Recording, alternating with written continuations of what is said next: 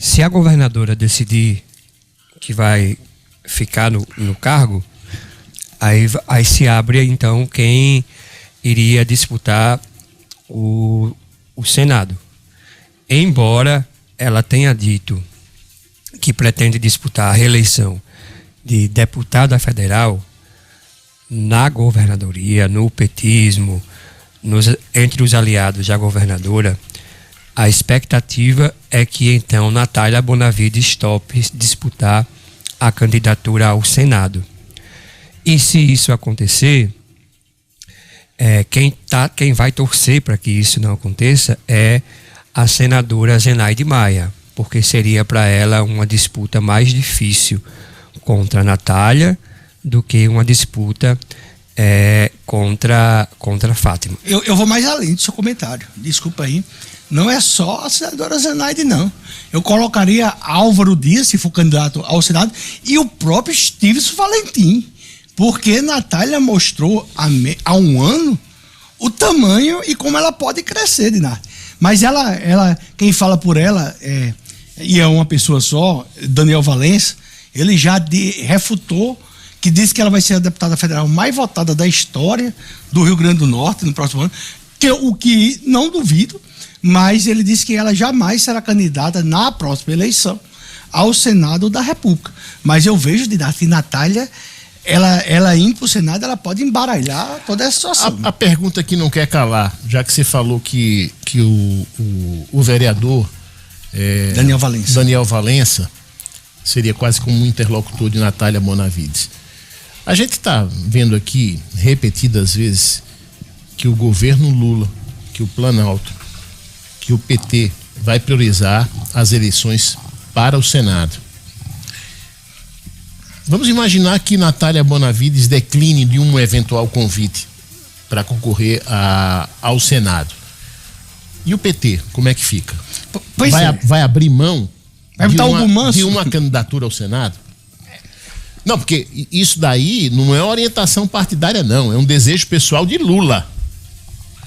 Lula sabe da animosidade, sim, e da hostilidade que ele está sofrendo no Congresso. É questão de sobrevivência política. Então, eu tenho quase certeza de que Lula não vai querer abrir mão da candidatura de Fátima ao Senado. Aí eu falo Fátima, porque Fátima é uma candidata de peso, né? Uma candidata de peso, uma candidata da confiança do presidente Lula. Eu não sei se ele vai abrir mão dessa candidatura, não. Enfim.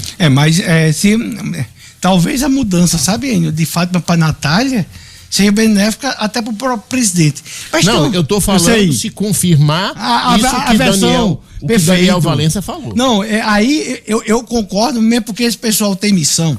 Agora, o que eu tenho para mim, sabe, Enio, é que o presidente Lula, ele está muito seguro do próprio poder dele, tá entendendo? Em relação ao peso eleitoral e as medidas que ele está tomando. A gente não tem noção, porque não é o nosso mundo. Mas, por exemplo, no interior de um estado como o Rio Grande do Norte, a quantidade de pessoas que estão felizes porque não tem mais autoescola para pagar. Você está entendendo? Aí, você vê a população jovem, que está com 16, 17, 18, 19, às vezes com 23 anos e ainda não tirou a carteira. Sim. E dirige, porque não tem dinheiro para pagar autoescola. Sim. E aí essa pessoa pode ser habilitada e já ter uma profissão, motorista, na próxima semana. Você veja que assim, nada é por acaso. E esse pessoal, ele sabe jogar muito bem. E assim, em relação à Câmara Federal, numa eventual saída de Natália para o Senado, eu acho que a vereadora Brisa, ela ganhou uma importância muito grande dentro do PT, né? Porque ela de fato conseguiu derrotar, ela mais ela como protagonista, eles conseguiram derrotar 22 vereadores, né? Foi assim uma forma, e aí é tudo um desenho que o PT gosta, né? Usar dinheiro público para festa privada, que é um fato, a impunidade, e você transformar essa pessoa num mártir, que foi o que a Câmara de Natal, a situação municipal acabou transformando a vereadora Brisa. Mas aí, assim, eu acredito que Álvaro, que Estives, que Zenaide, e todos os outros postulantes ao Senado da República, Coronel Hélio, Babá, devem estar olhando essa possibilidade como com medo. Porém, eu não acredito que Fátima, aos 70 anos, vá desistir de ter uma chance para o Senado Federal.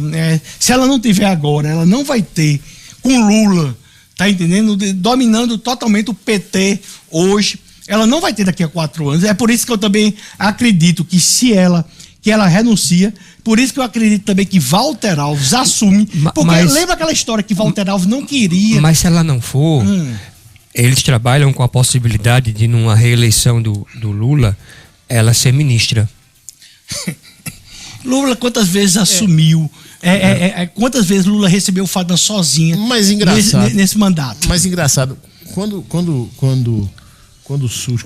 nas conversas, quando surge essa possibilidade de Lula, que é uma possibilidade real, mas enfim, de Fátima, do governo Lula, de Lula oferecer um ministério a Fátima, isso me parece muito distante do perfil da governadora Fátima Bezerra.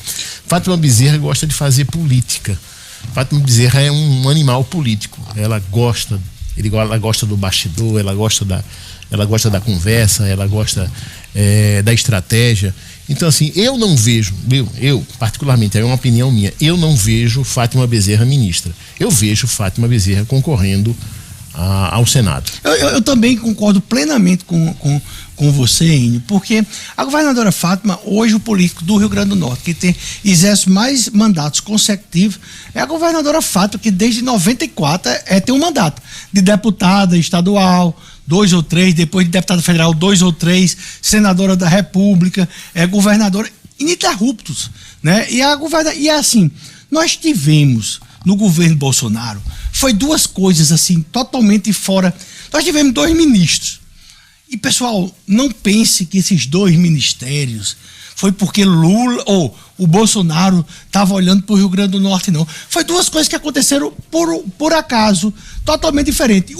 Era um cara que estava ali técnico, morto politicamente, Rogério Marinho, tinha perdido para deputado federal, e o Bolsonaro começou a ver Rogério, ele já tinha sido colegas ali na Câmara, né? Então Bolsonaro sabia o nome de Rogério, e Rogério se destacou. No começo só tinha Paulo Guedes, Rogério foi se destacando, recebeu a chance. Fábio Farias é dono do 2º maior grupo de comunicação do Brasil, o SBT. Ele foi ministro das comunicações, pessoal. Não foi porque ele é filho de Robson ou que ele... Não, ele foi ministro das comunicações porque naquele instante o SBT era uma estratégia, estava contra a Rede Globo, tá entendendo? Então não tem nada a ver com o Rio Grande do Norte, nem Rogério, nem Fábio. No dia que eles foram escolhidos pessoalmente, e o próprio Fábio, que é um cara extremamente articulado, né? E ainda tem isso, tanto é que ele tá para assumir aí a vice-presidência executiva do SBT. E tá lançando um canal, inclusive, né? O SBT News. O SBT News. Pra quê? Pra fazer política em 2026. E o que é que se tem nos bastidores? Que o grupo, que a turma de Silvio Santos, que é a dona 100% do SBT, quer vender. Então, era uma forma de eles terem uma força para justamente vender. Essa é o que a grande imprensa diz. Não é também bastidor daqui do Rio Grande do Norte.